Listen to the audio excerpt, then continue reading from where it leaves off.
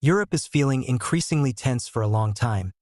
The United States had the highest defense spending, but in recent years, military budgets across Europe have surged, and now Poland has taken the lead. Poland is aiming to build the biggest and best-equipped army in Europe, and it's not without reason. The country borders Ukraine, Russia, and Belarus. If the Baltic states ever came under attack, Poland would be their only land link to NATO, which would automatically draw Poland into the conflict.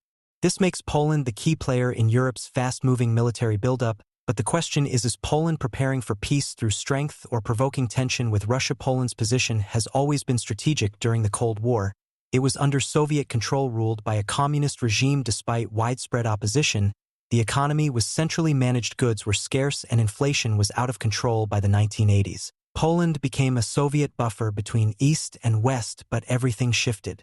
After the fall of the Soviet Union, Poland turned toward the West, joining NATO in the late 1990s, and the EU shortly after. This move aligned with a dramatic economic turnaround. Poland's GDP rose by 830% from 1989 to 2018, making it the fastest-growing economy in Europe. But economic growth wasn't enough to ensure long-term peace. In 2008, Russia invaded Georgia, a wake-up call for the Baltic states. They rely on a narrow corridor of land through Poland to stay connected to NATO. Russia, meanwhile, dominates the Baltic Sea and maintains strong influence over Belarus. Then came Ukraine in 2021. Poland's security was directly challenged when Belarus under President Lukashenko cracked down on protests and diverted a flight to arrest a dissident. The EU responded with sanctions. Belarus struck back by easing visa rules for people from the Middle East and allegedly guiding migrants toward Poland's border, sparking a migrant crisis Poland had never seen before. In response, Poland deployed 15,000 troops to secure its eastern border and began building a border fence, even though it cut through one of Europe's oldest forests. Environmentalists were concerned, but Poland saw it as necessary defense. This was seen as a form of hybrid warfare, using migration and disruption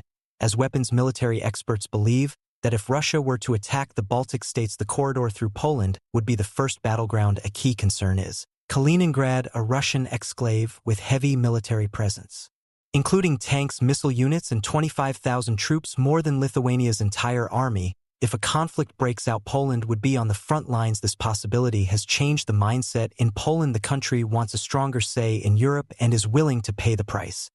3 in 4 Poles believe military spending should increase, even if it means cutting social programs or taxing the rich. They are investing billions in modern weapons and boosting troop numbers. Poland had 120,000 soldiers in 2022, grew to 200,000 by early 2025, and aims to reach 300,000 by the mid-2030s. Prime Minister Tusk even suggested increasing it to 500,000 to help meet this goal. Poland will require military training for all adult men starting in 2026. Women can join voluntarily there, following examples like Finland, which has built a massive reserve force despite its small population. Poland is also physically reinforcing its eastern border. The fence with Belarus is done, and now it's expanding to the borders with Ukraine, Lithuania, and Russia. This project, called East Shield, includes minefields, anti-tank traps, and bunkers. Polish leaders have also pushed for a larger U.S. presence in the country. In 2020, the U.S. agreed stationing 10,000 American troops just 300 kilometers from Russia. Poland